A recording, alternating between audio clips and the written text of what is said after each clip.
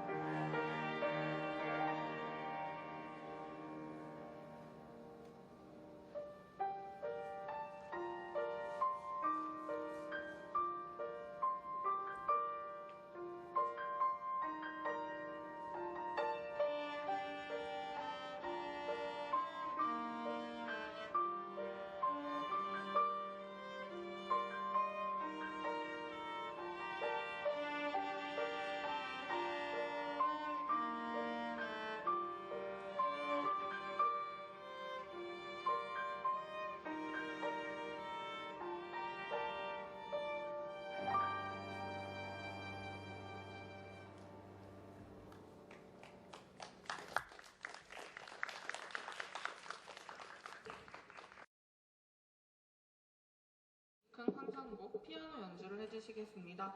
큰 박수로 맞이해주세요.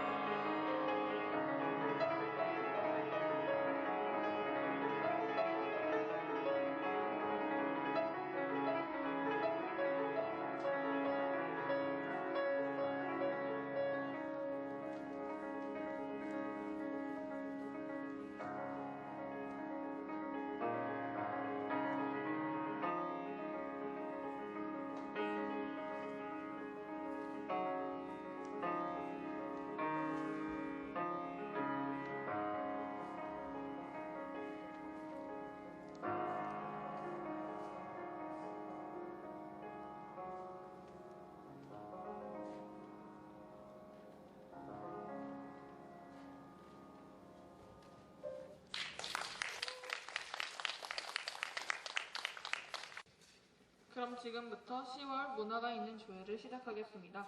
학생들은 자리에서 일어나 주시기 바랍니다.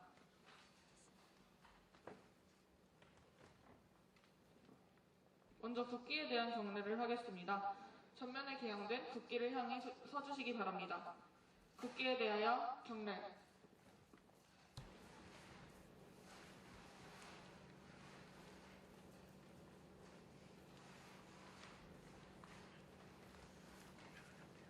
바로.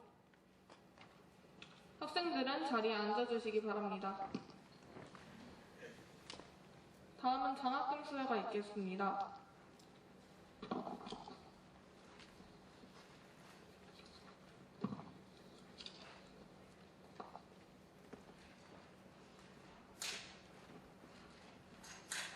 학생단체 차렷. 교장 선생님께 경례. 바로 장학금 수여하도록 하겠습니다. 남강장학회 장학금을 받는 학생 3학년 예반 송시유. 2021학년도 충북 사랑의 끈 연결운동 장학금을 받는 학생 2학년 일반 오시연.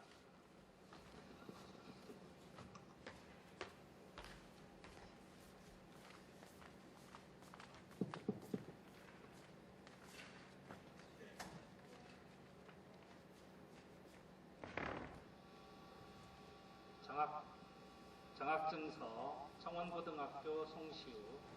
위 학생은 학업 성적이 우수하고 품행이 방정하여 하에 모범이 되므로 2021년도 2학기 재단법인 남강장학회 장학생으로 선정하여 이에 장학증서와 장학금을 수여함.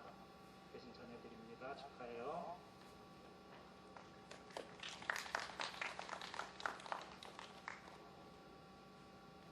장학증서 청원고등학교 2학년 오시현. 일금 30만원 정. 사단법인 충북 신체장애인 복지회에서 주최하는 2021 충북 사랑의 끈 연결운동의 장학생으로 선정되었기에 이 장학증서를 드립니다. 축하합니다.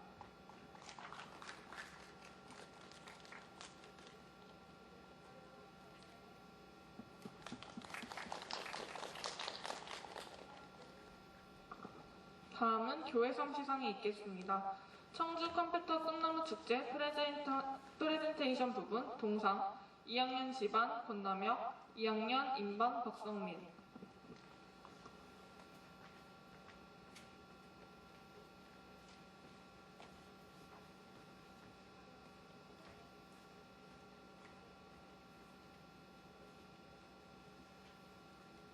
상장 프리젠테이션 동상 청원고등학교 권남혁. 위 학생은 2021 청주 컴퓨터 꿈나무 축제에서 위와 같이 입상하였으므로 이 상장을 드립니다. 청주교육지원청 교육장님을 대신해 전해드립니다. 축하해요.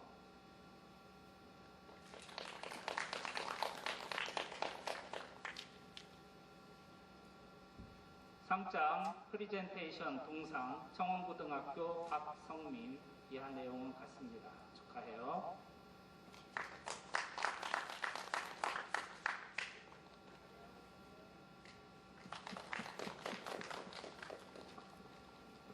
다음은 교내상 시상이 있겠습니다. 기후변화 대응 및 에너지 절약 실천 한마당 금상 3학년 일반 홍영인, 3학년 일반 황규민, 3학년 매반 이정진.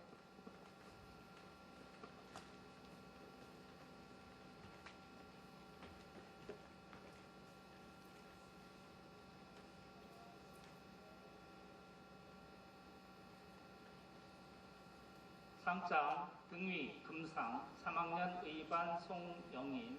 위 학생은 2021학년도 기후변화 대응 및 에너지 절약 실천 한마당에서 위와 같이 입상하였으므로 이 상장을 줍니다. 축하해요.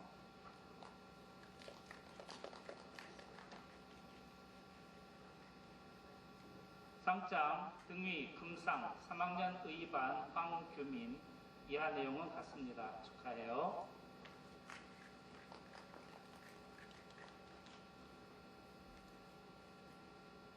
상장 등위 금상 3학년 매반 이정진. 내용 같습니다. 축하합니다.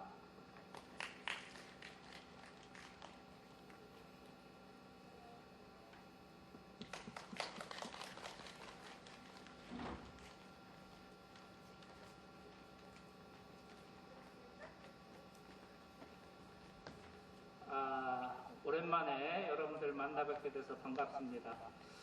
모두 다 알겠지만 이제 코로나도 거의 막바지에 이른 것 같아요. 이제 곧 위드 코로나 11월부터 아마 발표가 될 것 같고 지금보다는 조금 더 완화된 그런 생활 지침이 내려올 것 같습니다. 그렇다 하더라도 학교에서는 아직은 1, 2학년 학생들은 그 백신을 맞지 않은 친구들이 많기 때문에 교내에서 방역 지침을 당분간은 조금 더 준수를 해야 될 것 같습니다. 그래서 마스크 불편하지만 꼭 좀 쓰시기 바라고 중간중간 손 씻는 것도 잊지 말고 하시기 바랍니다. 그리고 오늘 그 문화가 있는 주에 연주해 주신 1학년, 2학년 친구들 고맙습니다. 그렇게 멋진 무대 선보여줘서 저도 고마웠고요. 한 가지만 당부하면 여러분들 정말로 열심히 학교 생활하고 공부하는데 때때로 그런 생각이 들죠. 나는 정말로 열심히 노력을 하는데도 성적이 잘 오르지 않고 변화가 없다. 이런 어떤 좌절감 같은 게 느껴질 때가 있을 텐데 또 누구나 겪는 그런 과정의 하나거든요. 우리가 성장할 때 보면 이렇게 자연스럽게 이렇게 대각선식으로 이렇게 올라가는 게 아니라 계단식으로 성장을 해요. 이렇게 계속 수평 단계로 유지하다 어느 순간 불쑥 올라가고 또 쭉 이어지다 또 불쑥 올라가고 그래서 우리가 올라가는 건 경사로가 아니라 계단처럼 어느 순간 변화가 없는 것 같지만 변화가 점점 쌓여 있다가 한 단계 훌쩍 성장하고는 하거든요. 그래서 여러분들 지금 당장 좀 답답하고 내가 공부를 하는데 변화가 없고 성적이 오르지 않는다고 좌절하지 말고 그 단계를 조금만 참으면 한 단계 훌쩍 뛰어오르는 그런 경험을 하실 수 있을 거예요. 그래서 좌절하지 말아라. 그리고 지금 당장 어떤 큰 변화가 생기지 않는다고 실망하지 말아라. 그리고 꾸준히 노력하면 어느 순간 한 단계 도약하는 날이 올 거다. 이게 지금 1, 2학년, 3학년도 마찬가지지만 특히 1, 2학년 친구들에게 전해주고 싶은 이야기입니다. 포기하지 말고 열심히 학교 생활하기를 당부합니다. 반갑습니다.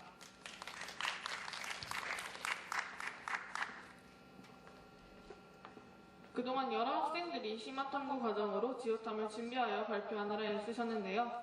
2학년 국반 이지수 학생이 대표로 언론중재법과 징벌적 손해배상을 주제로 발표해 주시겠습니다. 큰 박수로 맞이해 주세요.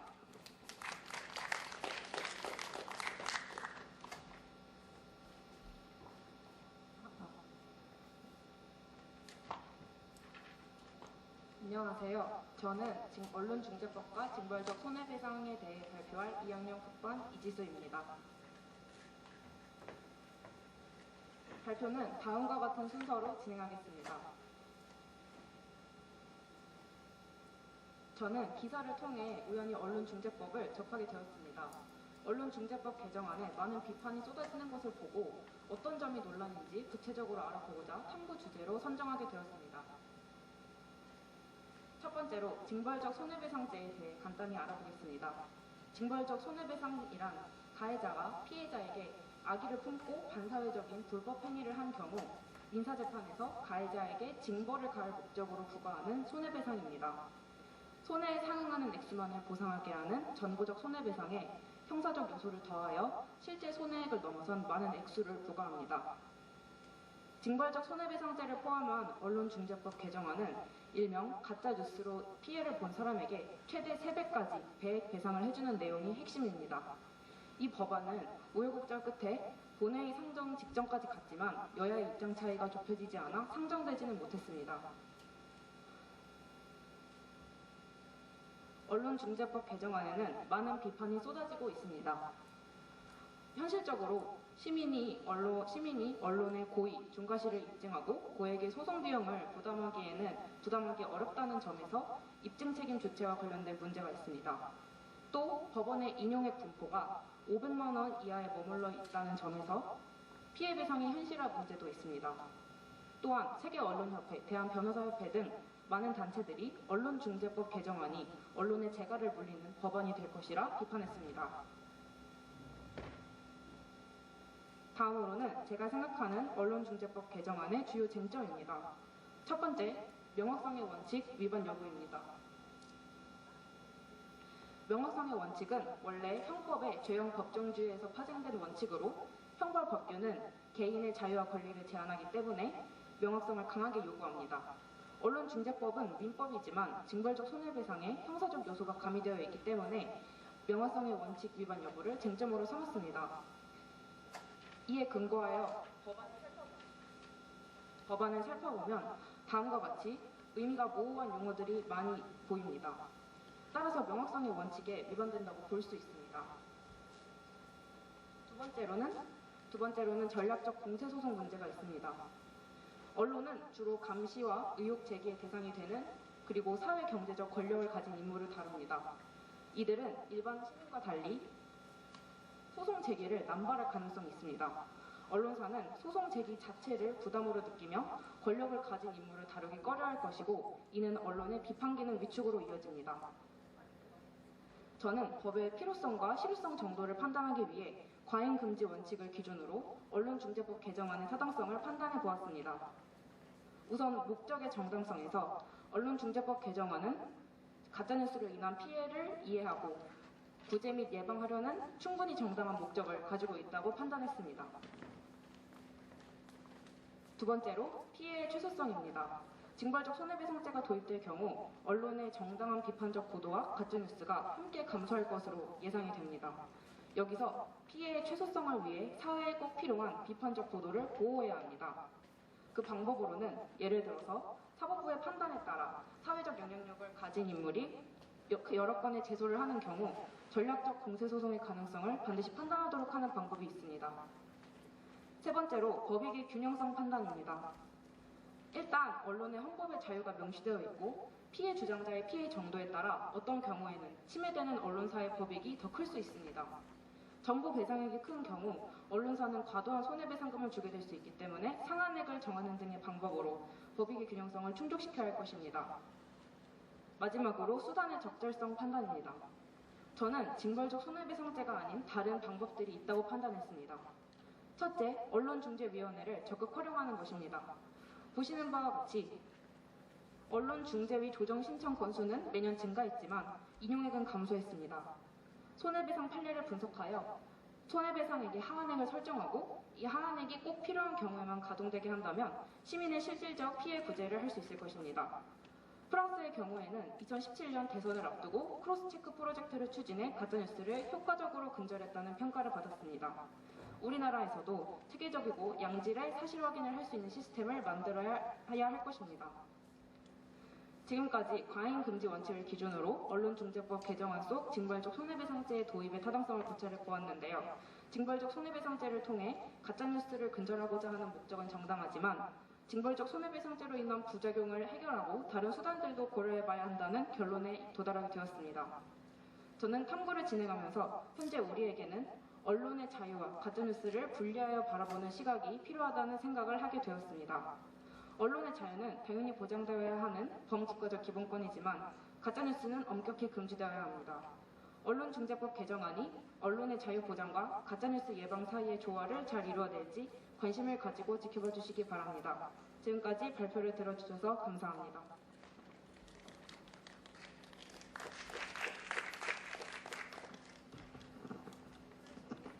1학년 학생들 역시 차원고등학교에 입학해 공식적인 활동으로 플래시미를 진행했다고 하는데요.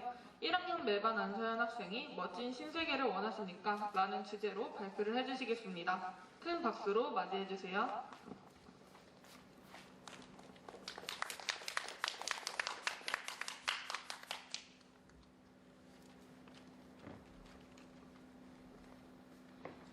안녕하세요. 저는 1학년 매반 안서연입니다. 지금으로부터 그리 오래되지 않은 2018년도에 과학계뿐만 아니라 전 세계를 깜짝 놀라게 한 사건이 하나 있었습니다. 바로 중국의 과학자인 허전쿠이가 세계 최초로 유전자 가위를 사용해 유전자를 교정한 맞춤형 아기를 탄생시킨 사건인데요. 전 세계 학자들은 이 일로 인해 인류가 절대로 열어서는 안 될 판도라의 상자를 열어버렸다며 허전쿠이의 연구를 강렬하게 비판했습니다.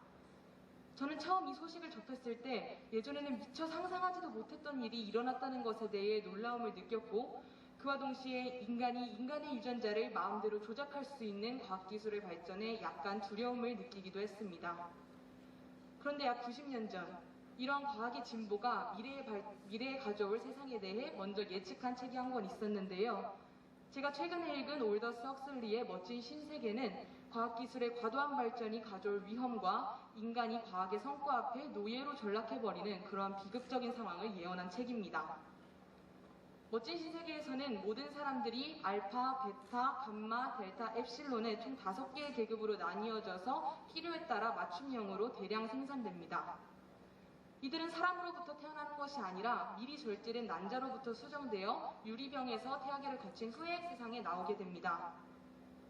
이곳에는 가정이라는 개념이 없기 때문에 남자와 여자는 아무렇지도 않게 여러 사람들과 관계를 가지며 슬픔이라는 것도 존재하지 않기 때문에 소마라고 불리는 일종의 작은 마약을 통해서 쾌락을 유지시킵니다. 그러니까 이곳 사람들이 하는 일이라고는 태어날 때부터 자신에게 주어진 임무를 수행하는 것과 육체적인 쾌락을 유지시키는 일뿐인 것입니다. 가족이 없고 슬픔이 없고 질병이 없고 죽음에 대한 두려움조차 없는 멋진 신세계에 불만을 갖는 사람은 없었습니다. 그러나 멋진 신세계로부터 분리되어 야만인 보호구역에서 살다가 온 존이라는 청년은 이 세계의 이상함을 감지하고 총통에게 멋진 신세계로부터의 자유를 요구합니다. 그런데 그때 총통으로부터 돌아온 대답은 그렇다면 자네는 불행해질 권리를 요구하는 것인가? 라는 질문이었습니다. 아니, 존은 진정한 자유를 요구했을 뿐인데 왜 총통은 이것을 불행해질 권리라고 그렇게 얘기를 한 것일까요? 만약 여러분이 존이라고 가정했을 때 이러한 질문을 받게 된다면 여러분은 뭐라고 대답하시겠습니까? 과연 존이 요구했던 자유는 총통의 말처럼 불행한 것이었을까요? 저는 이 질문에 대해 그렇지 않다는 생각을 했습니다. 한 사람만을 향한 사랑, 평생 함께해야 하는 가족, 질병, 죽음에 대한 두려움 등은 어떻게 보면 우리의 삶을 구속하고 우리를 불행하게 만드는 것처럼 보일 수도 있습니다. 하지만 슬픔이 있기에 기쁨이 있는 것이고 가족이 있기에 누군가를 진정으로 사랑하는 감정을 느낄 수 있는 것이고 질병 또는 죽음에 대한 두려움이 있기 때문에 한 번뿐인 삶에 진정한 가치를 부여할 수 있다고 생각합니다. 이것들은 절대 부정적인 것이 아닙니다. 우리들의 눈물과 희생으로 만들어진 결과가 우리 삶의 원동력이 되어주고 인간 사회를 발전시킨다고 생각합니다. 저는 인간이라는 존재가 이 다양한 것들을 통해 슬퍼하고 기뻐하고 노력하고 발전할 수 있는 기회를 받은 유일한 존재라고 생각합니다. 그렇습니다. 존은 단순히 멋진 신세계라는 완벽한 유토피아만을 유지시키기 위한 수단의 가치를 갖는 인간의 자유가 아니라 인간이 인간다움을 실현할 수 있는 그러한 자유를 요구했던 것입니다. 아무리 과학이 발달하고 기술이 발전해도 변하지 않는 절대적인 것이 존재하며 그 진리가 우리 인간에게는 가치를 부여합니다. 그런데 만약 우리가 현재 주어진 자유를 계속 부정적으로 생각하고 기계 문명에 점점 노예가 되어버린다면 멋진 신세계와 같은 세상이 도래했을 때 아무도 위기의식을 느끼지 못하고 곧바로 순응해버릴 것입니다. 급격하게 변해가는 시대 속에서 어쩌면 우리는 이러한 일들을 빠른 시일 내에 직면하게 될 수도 있습니다. 적어도 저는 이러한 세상을 원하지 않기 때문에 어떻게 하면 이 보이지 않는 위기에 대처할 수 있을지 책을 읽으며 생각해 보았습니다. 저는 그 방법을 다음에 3가지로 찾을 수 있었습니다. 첫째, 주어진 자유를 소중히 하는 마음입니다. 멋진 신세계의 사람들처럼 단순한 편안함만을 추구하다가는 진정한 자유를 놓치게 될 것입니다. 둘째, 일상에서 느끼는 작은 불편을 부정하지 않고 극복하려는 자세입니다. 우리는 일상에서 불편한 것들을 마주할 때 피하고 싶어하는 마음이 가장 먼저 듭니다. 하지만 이런 작은 불편조차도 겪지 않으려고 하는 것은 인간의 기본 의지를 상실시켜버리기 때문에 우리가 우리의 의지대로 살아가는 것을 어렵게 만들 수도 있습니다. 셋째, 나라는 존재 자체를 감사하게 여기는 태도입니다. 아무리 우수하고 완벽한 인간이라 할지라도 누군가의 세뇌와 조작으로 인한 인간보다는 있는 그대로의 나 자신이 가장 귀하고 아름다운 존재라고 생각합니다. 이제 여러분의 차례입니다. 멋진 신세계를 읽은 저의 생각은 이러했는데 여러분은 저의 오늘 발표를 듣고 어떠한 생각이 드시나요? 여러분은 멋진 신세계를 원하십니까? 감사합니다. 교가 생략하고 마무리하도록 하겠습니다. 이상으로 10월 문화가 있는 조회를 모두 마치도록 하겠습니다. 감사합니다.